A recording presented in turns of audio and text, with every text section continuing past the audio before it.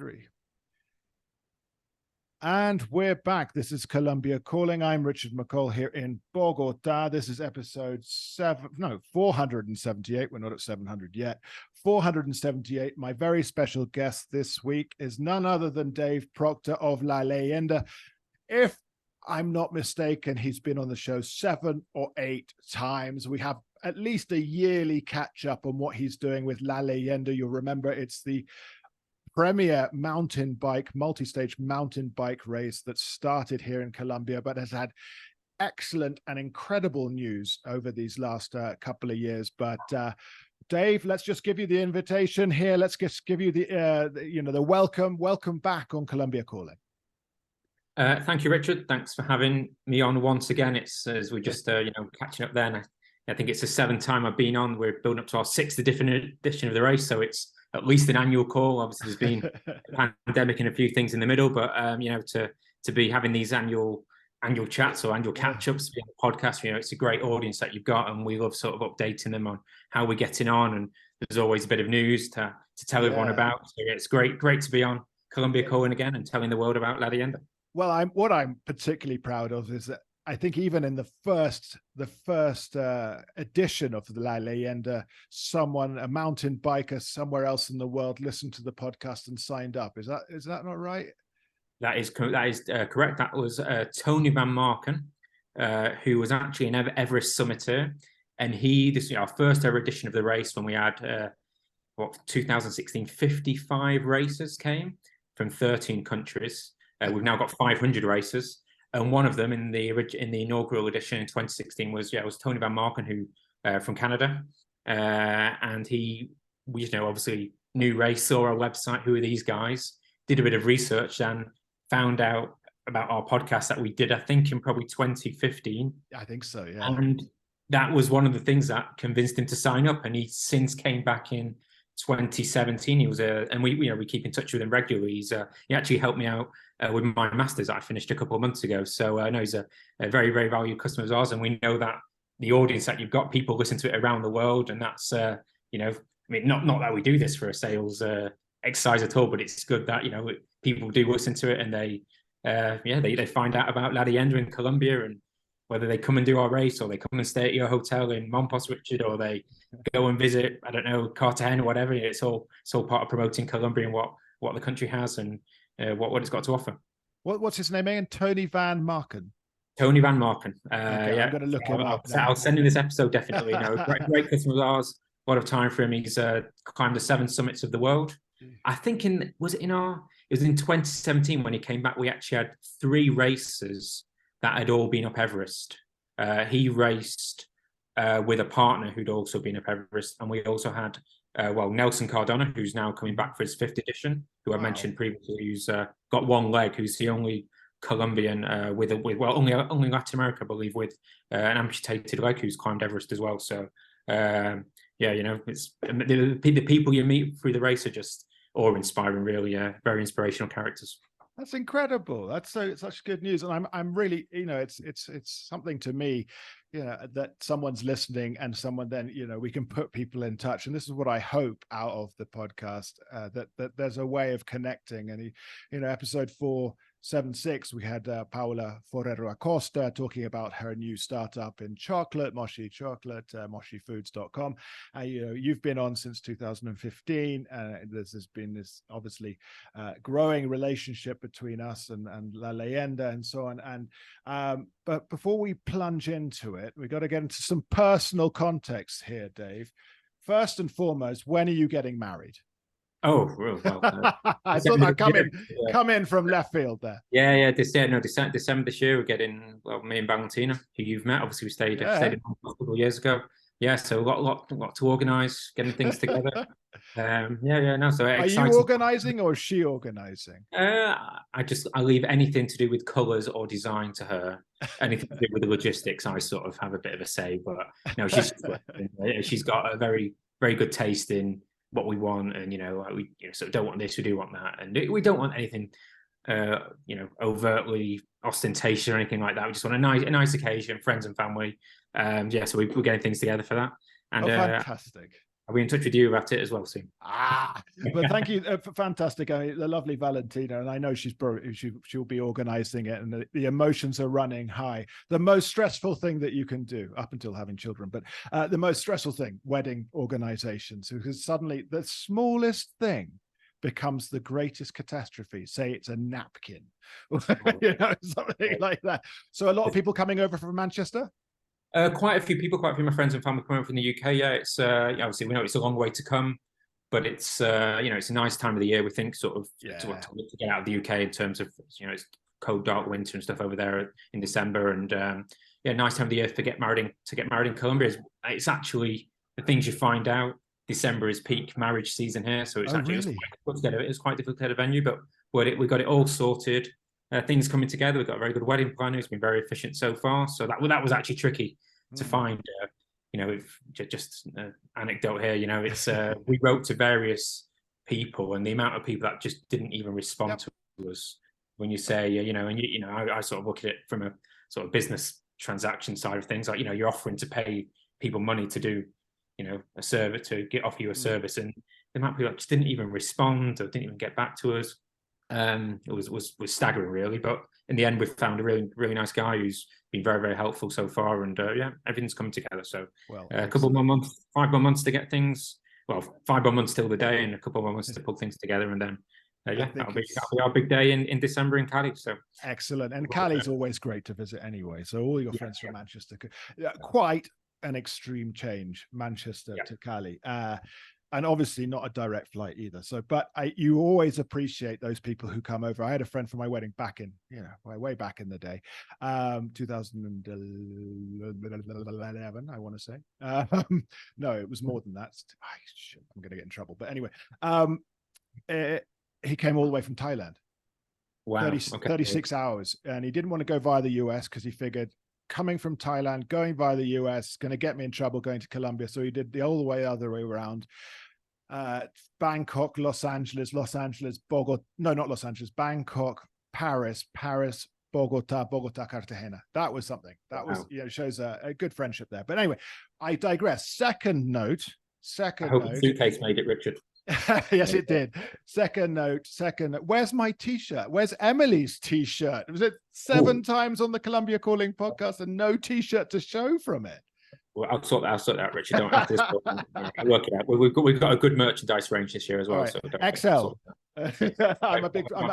I'm overweight. I've had other people give me, give me books. I've had a listener who I'd only met in person the other day gave me a Bogota 2,600 meters closer to the stars t-shirt. That was pretty cool. So thank you to Jorge for that. So now I'm pressuring you guys, but never mind. No, we need to get into the La Leyenda. We need to talk about this because it is amazing. You really have gone from strength to strength. And I think before we jump into the major good news that I saw on an email today, let's just talk quickly. You've expanded to the Dominican Republic.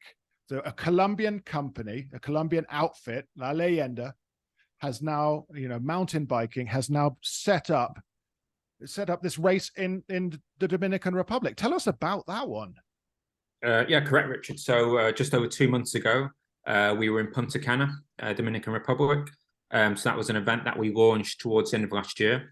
It's our first event outside Colombia. So at that stage, we'd done 5 editions of La Leyenda and 2 editions of our one-day series. And then, so we met a few guys that actually came to our race. And Rowan, our race director, got chatting to them, and we over a year or so. And basically, we arranged to do a race over there in Punta Cana. So it was absolutely fantastic. We had just under 200 racers from 23 countries, I think it was in the end. It was based out of a 5-star hotel, Hotel Ocean El Faro. So it was an all-inclusive race. So it was very different to the sort of the race we do in Colombia. It was based out of this wonderful hotel, unlimited amount of food, drink, you name it. But that actually added a whole different element to the event in terms of we had nearly 100 supporters that came. When we say supporters, wives, families, friends, husbands in some cases as well, that came to accompany the racer. So we had nearly 200 racers and 100 supporters. Compare that to Colombia, where our supporter program has actually grown massively as well here, but we've got 500 racers and nearly 50 supporters in 2 weeks' time. but that added a whole different dimension to the event in terms of the atmosphere around it. You know, every day at these finish lines, we had, I mean, I'll give a particular shout out to the Puerto Rican delegation. They were just unbelievable because obviously for them it's just a short flight over to Punta Cana, and they were every day, you know, a group of 20, 30 of them, you know, the loudest people. They were there with the flags, and it just added this wonderful, wonderful atmosphere to the event. So obviously you've got the racers that are coming through, you've got some really fast people, you've got other people that, you know, really going up until the cut-off time every day. And for me, they're always like, it's the most satisfying moment when they finish, because you want them to finish, you want them to get the medal. And well, obviously, and these people, these supporters were just waiting for them, shouting at them with whistles, with flags. It was just wonderful. So it was our first time there.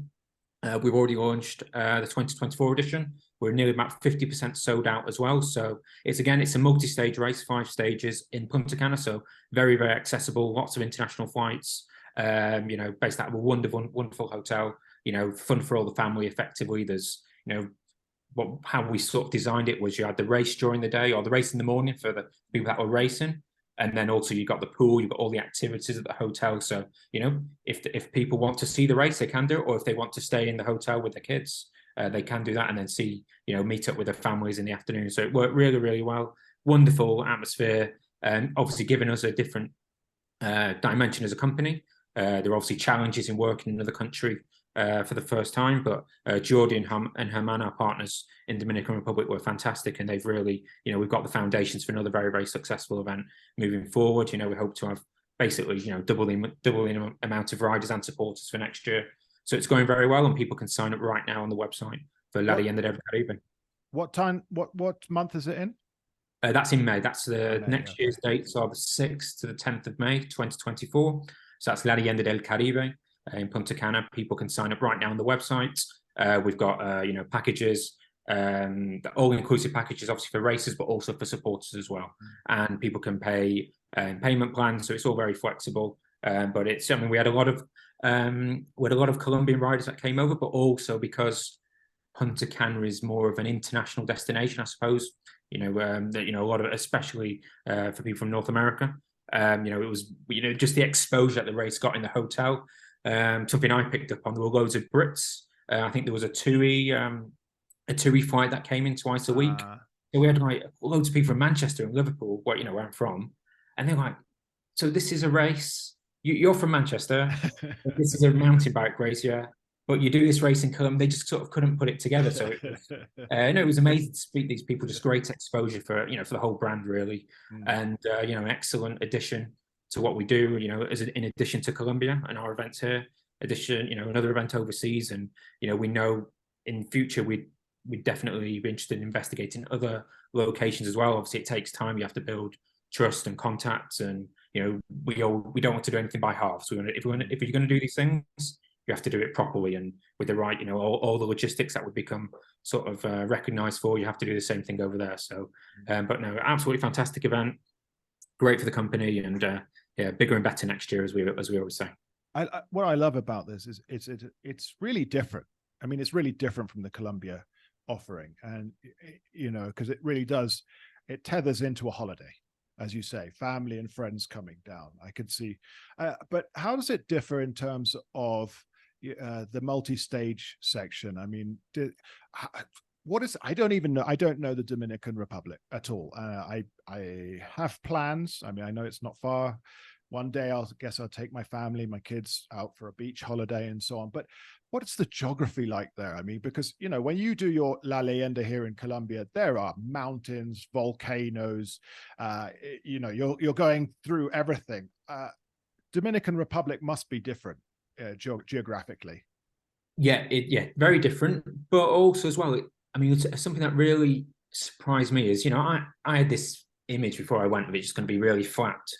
Not at all. There are mountains. The highest mountain in the Dominican Republic actually is over 3,000 meters. We didn't go there. We were on the Punta Cana area, but there were mountains. I think the highest point was a couple hundred meters, but there were stages with, you know, well over 1,000 meters of climbing. To put it into comparison, in Colombia, we generally would have in a day 2,000 meters of climbing, so not as much, but still challenging. And I think that's something that surprised me from the reaction and the feedback we got from racers, that it was still a very challenging event. there was one day, the middle day, the Wednesday, where it was a 30K time trial effectively on the beach. And people thought, oh yeah, this is basically the easiest day. And it turned out to be the most challenging day, because they've had the dry season's been drier than normal. I'm not sure if it's for climate change or something like that. But anyway, much drier season in the past. And that made the sand, it just wasn't compact at all. So effectively, these 30K on the beach just turned into sort of not treacherous conditions at all, but just very, very challenging. A lot of people had to, it was just that sort of really soft sand. Yeah. And that was the most challenging day by far. But people, when they finished it, the event is about that. It's about, sort of the goal, and nothing, it's not meant to be easy. So it was definitely different in terms of the whole geography of the places that we went through compared to Colombia, but still lots of mountains, lots of sugarcane, lots of coffee as well, so different, but very, very tropical. I'd say that's the main difference was in terms of like just the humidity. It was much more like being on the Colombian coast, obviously, Cartagena, Barranquilla, that sort of humidity. That was, but not oppressively hot. It was definitely challenging for the races, but I mean, again, the vast majority finished, which for us, that's always a barometer. We don't want to put an event on where no one can finish. The whole thing, it has to be achievable. It has to be a challenge, of course, but achievable. We want people to finish. They become legends, as we always say in a La Leyenda event. And it was wonderful to finish on stage 4 on Playa Lava Cama, about an hour from Punta Cana.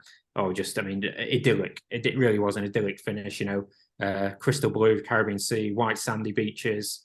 Everyone having beers. It was sort of what we imagined, and it takes a long time to put these events together, and you have a vision, but to see everyone smiling at the end of the race in sort of a Caribbean picture perfect postcard view sort of thing was a wonderful experience. Amazing. I'm just thinking about that stretch on the sand. You said 30 kilometers on the sand. That's not because of the dry season. It was more. I don't know. But obviously, I've run on sand, and I can only think of how difficult that is. And then 30 kilometers cycling on that kind of terrain. Yeah, I can imagine there was some sweat and there was some tears on that one. Having said that, because we always test our route before obviously any races do it, and when Rowan and Diego and Jordi, the team, did it back in January, they actually did that stage really quickly. So we just didn't expect it to be so, the condition to change so much. It's just one of those things that happen in mountain biking and any outdoor sport. You're sort of at the behest of the conditions that you have, really. So, and the other thing I think is obviously kind of head and shoulders above us here in Colombia, is of course the infrastructure. Yeah, the infrastructure, the tourism infrastructure, and I would say perhaps the open-mindedness to hosting something of this event. Hosting, because Dominican Republic, obviously it has industries. Other ones, I know it's got coffee, I know it's got bananas, I know it's got there's other things, but tourism is the big package. So anything directed at this gets the full attention from let's say the authorities involved. I mean, you must have had, I know you had people who are trustworthy, people who you relied on, but I would also imagine that, let's say, the tourism board or the sporting board or whomever just went, yeah, we want to do this. Yes and no, Richard. Not at the moment. We got a bit of support, but not as much as we thought we would get. But we know we're already working on that for next year. So I'd say what we have, what they have there, and what we've got there with the event is it's like a differential product, sorry, compared to if you people we spoke to, they compete a lot with Cancun. So they're looking at very much at sort of, I'd say, like what we call like the long dollar or something, aren't they? They want people to come back, and they want different activities for people when they visit. So I mean, just going on the main strip in Punta Cana, and you see, you're going past Nickelodeon Hotel, Hard Rock Hotel. They've got all huge golf courses. I think they have some big golfing events and tennis events, but mountain biking they don't. So we know it opens a market to a different, different clientele. Different demographic of people. So the hotel we stayed in, that's what they definitely saw in terms of, we're there in May, which is low season. So the hotels. I'm not sure exactly the figures, but these hotels, obviously, in the North American winter, basically full all the time. But when it gets to spring, summertime, they're not that full at all. And then obviously you have hurricane season further later in the year. So for us to be able to take 300 people and effectively fill, the hotel we stayed in, Ocean Hill had 1,000 rooms. So we had a good percentage of the hotel, but it's scale. That was the thing I really took away, just a scale of tourism over there. It's just another level, unless when you see these all-inclusive hotels and the amount of people that arrive every day in the air to Punta Cana International Airport from all over the world.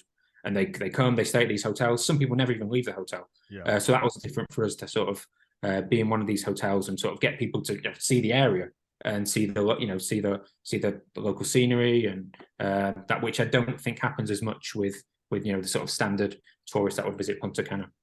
And it's now if we shift on to the Colombia one, which is in, it's coming up now, we'll get the date from you in a second, but it's a very different thing, because you started off in the coffee zone in towns which perhaps didn't have the infrastructure, the hotel infrastructure, or they had it, and you offered different categories of accommodation and so on. So very different indeed.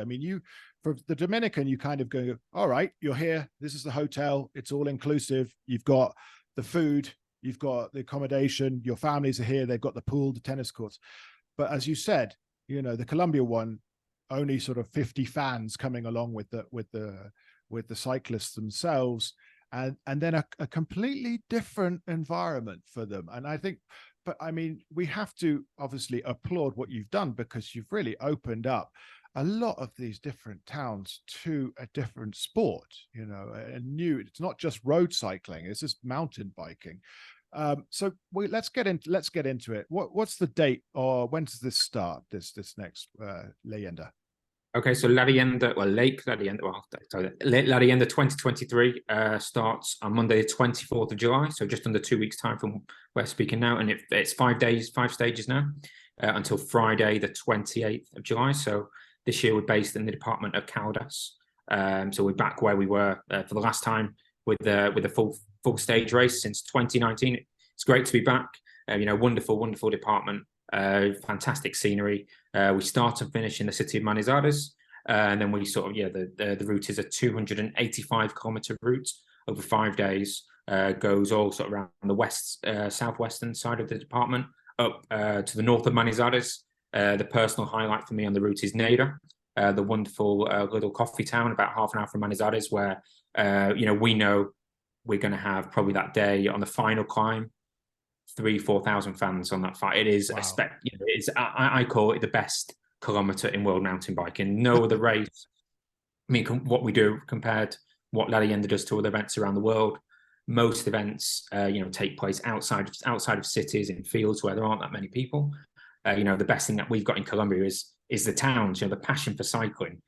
So we take the race to the people effectively, and that last climb, it's probably 500, it's nearly a kilometer climb up, probably grading to 25-30%. If there's any cyclists that are listening, they'll know that's steep. And we just fill that climb with fans basically. So there'll be thousands of people, and they'll be cheering the cyclists up that climb. You have to remember that basically all the cyclists that take part are amateurs. They will probably never experienced anything like this in their life. So to go from sort of cycling through idyllic Colombian countryside, amazing views, coffee plantations, little quaint towns, and just find this sort of wall of noise to the finish line for stage 4 in Neira. That's going to be a special occasion. That's what I'm most looking forward to. We've been there twice previously, in 2018 and 2019 in Neira, and the reception's been overwhelming. So I'm sure it'll be even better this time. Now we're back in the department after a break for a couple of years. And how many people have you got signed up this time? So this is our biggest edition today. Quite simply, that's 500 racers from 27 countries. I was looking at the country list yesterday. We've got all over Latin America. We've got our first ever racer from Latvia coming over. Puerto Ricans, Netherlands, Belgium, France. It's some Australians. We had some Australians back in 2017, but not. This is our first time we've welcomed people from literally the other side of the world for 6 years. So it's, you know, when you look at the race list and you see where people come from, you know, some of these people signed up. Some of these people signed for the race pre-COVID. You know, with it's effectively been a four-year journey for some people to come, as well as the training sacrifices that go into, you know, if they're coming with their family and so on. I mean, it really is the goal for a lot of these people to not just their year goal. You're talking, you know, it's they've been working up to this for maybe a couple of years in some cases. So it's you know, really is a spectacle. And is there any live broadcasting so we can follow it? Well, we have been working on something. We're in the final. I mean, we are obviously live every day on our own channels. People can find us on Instagram, Facebook, Twitter. We're live every day on Instagram during the race, La Leyenda MTB, and we really go put a big effort into that, because we know a lot of people, families that can't attend the event, they want to see their husband, wife, or girlfriend, boyfriend, you know, in the race. So people can watch there every day, La Leyenda MTB on Instagram. And we're also, there will be press coverage during the races, there always is. We are working on some live coverage in the last sort of negotiations. We can't say anything yet. You know, these things always take the time in Colombia, but and that's something we really want to work on. You know, that's what we have to show the race to more people. That's what, you know, what we're trying to show is Colombia. You know, that's what we've got. You know, 500 riders, 50 supporters come in. That's just supporters with our own package. There are hundreds more supporters that come independently, and thousands in cases like Neira. We've got 150 staff, so, you know, we know, like, you know, this is a big event. Last year, we estimated the economic impact was for the week's race $1.5 million. Wow. So we know this is has a significant economic impact in the areas we visit. You know, what we talk about in Punta Cana, it's all sort of very much centralized in the hotel. In Colombia, it's the opposite. We want people to come to the towns and the cities, get out there, spend money, go to the bars, go to the restaurants, make it a proper occasion. And that's what we spend a lot of time doing that, going to these towns and villages. We've got Jose, I'll give him a mention. Jose, one of the guys that does our route, he goes round the towns and villages every single week for about 2 months before the race, just handing flyers out, talking to local schools, talking to the mayors in these towns, and we see the results of that in the race. And that's what we have to show, that the passion for cycling in Colombia. And when you tell people about it, they come out and they support. That's one of the wonderful things we have here. And importantly, on your press team, you've got Daisy. Oh, Daisy.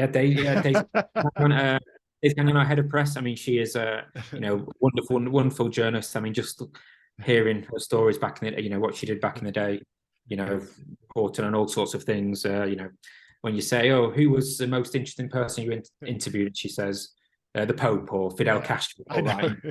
You just take us. You just be quiet and listen. And she's a wonderful person. Great with the words. We're always on message, of course, and just. That's a big part of what we're doing. We're not just showing, it's not just the 1 week of the race. We're trying to, obviously, from La Leyenda's point of view, 2024. But it's about Colombia, which we want people to come here, and it's all. We make a big effort to have, our media in both Spanish and English. It's the international reach of the race. As I said, 27 countries.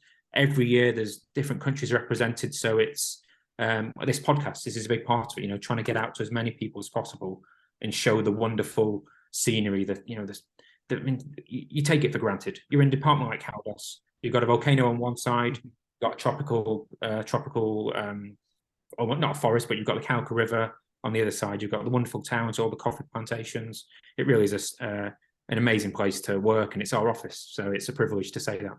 And also a benefit. Well, no, Daisy, of course, I'm going to get on the podcast at some point to talk about Fidel Castro and others. But no, the other thing I want to talk about is, fortunately, the volcano Nevado del Ruiz. The sort of it's no longer at major risk of an eruption, because of course that would have affected you. Yes and no, Richard. Our route, we actually didn't plan to go up the volcano this year. We were sticking toward the western side of the department. A reason for that was because we launched registrations for the race before the location. So obviously to go up to the volcano is climbing to 4,000 meters or so. I mean, personally for me, I've got asthma, and if I signed up for an event and then you then say, "Oh, you're going to climb up to altitude," I wouldn't like that personally. So that was something we considered. We thought, no, we've launched our tickets, our entrances for the event, but without announcing the location, because we were still in negotiations when we launched at the end of the race last year. So we didn't plan to go to the volcano anyway. But obviously, we have to consider that. We've got a one-day race as well next February, which we've just, made La Leyenda Series Manizales because of the volcano situation. We wanted to go to the volcano, but it's very difficult to plan a route around one of the world's most active volcanoes at the moment. In the past, we've gone up there. We went up there in 2019 and got the most unbelievable footage you could imagine. It was like going to the moon. If people go on our YouTube channel, they'll see the videos, and it was unbelievable. Probably the greatest day in the history of La Leyenda in terms of racing, in terms of scenery. But at the moment, we know it's a bit, you can't plan. So for our one-day race next year, obviously we know that the 5-day race is a commitment. People have to train over months. Obviously, there's bigger financial implications and work and stuff like that. But we do have a one-day race as well, La Leyenda Series, which is in February 2024, and the registration open right now on the website for that. For anyone that wants to, if they've just bought a mountain bike a week ago, they could do that event. So that's what we try. We don't just want La Leyenda to be about the one multi-stage race in Colombia. It's about taking it overseas in terms of La Leyenda del Caribe. It's about the one-day race in terms of La Leyenda Series. So it's all about making the brand more accessible physically and financially for as many people as possible. How long in distance is the one-day race? The one-day race, so we have 2 routes. We have basically the Travessia, or the ride route, which is approximately 30 kilometers. So the whole idea is that we make that for someone that's starting out mountain biking. They can, buy a bike, do a couple of weeks or a month or so of training, and you can finish that. You can finish that event. It gives you sort of a taste of what it's about, the logistics involved. We give you the full support in terms of, aid stations and all, basically make it like a day in La Leyenda. Mm-hmm. Then we also have the more demanding route, which is the Carrera, or the race route, which is generally about double the distance. And we try and make that so it would be like a day in La Leyenda effectively. So it's more demanding, obviously it's more competitive. The prizes are, if people win, they receive like vouchers towards the main event. So that's what we do with La Leyenda Series. It's gone really, really well. We had 1,000 people in our first event in 2021 in Cali. When we did it last year in Caldas as well, we had 1,500 people, and we're hoping for about 2,000 people next February. So it's a great way of getting the brand out to more people.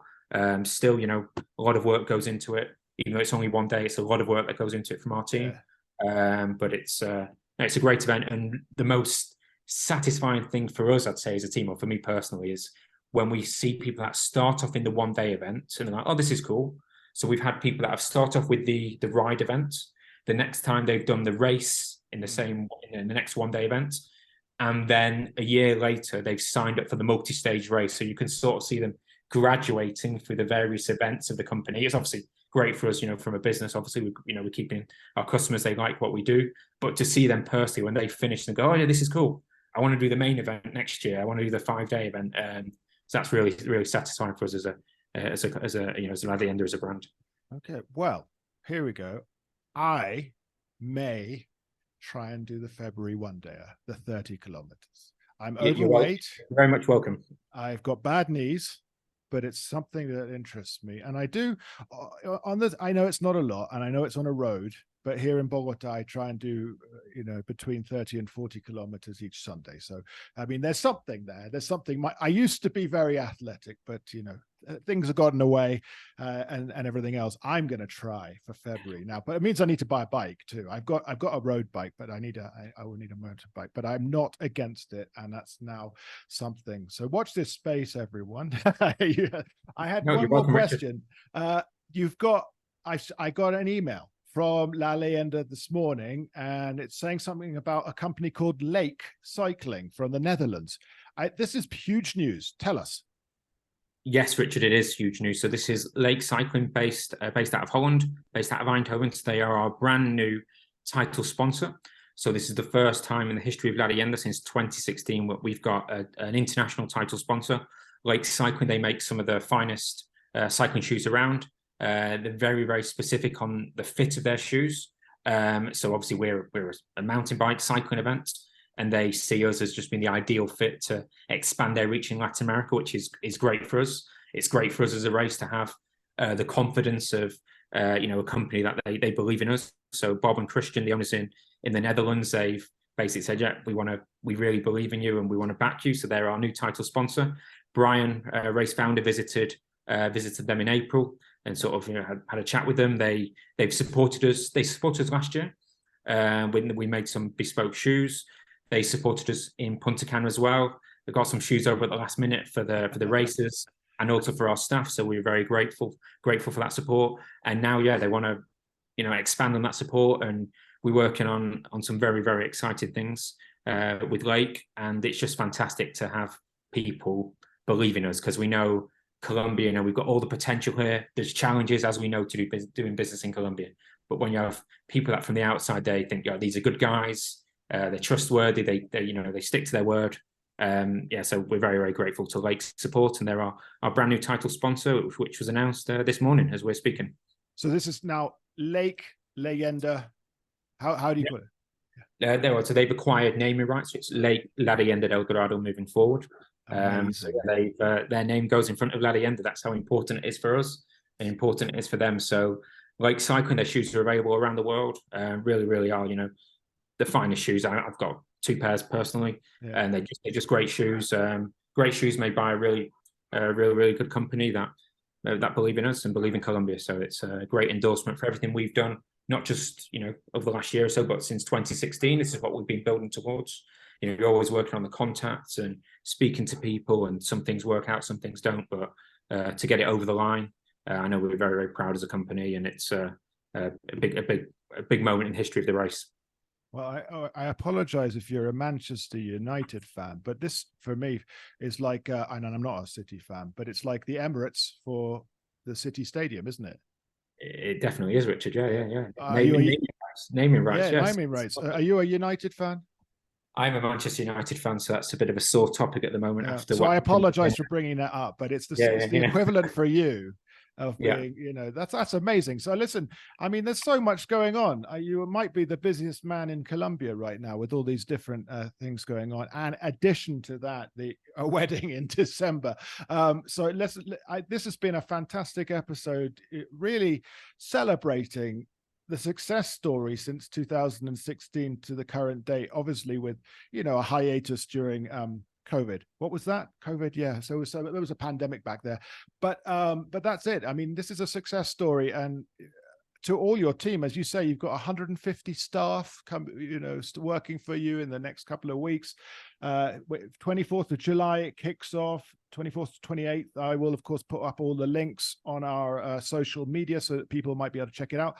Hopefully we can get, more cyclists, more bikers to sign up who've listened to the podcast, not just our favorite Canadian, and I've got his name written down, Tony Van Marken, not just him, and I'm sure that Daisy, who is an absolute journalism juggernaut, will get you much more press as well, because she and I have had a chat over beers with Brian, your again founder, and the stories that come out as the stories before she started having a beer are great, but once she gets some beer in her, the stories are incredible.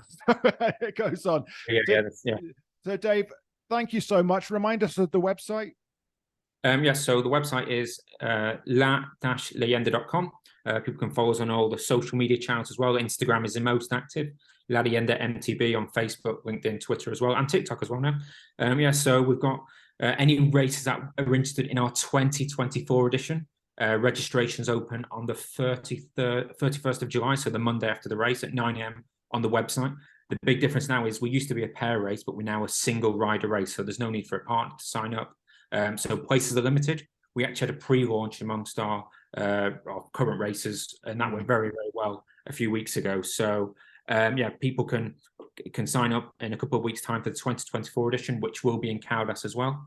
So check out all the footage on social media, YouTube as well. All our videos are there for not just La Leyenda, but Caribe and series as well. And it's just been a mammoth effort from the team over the last couple of years.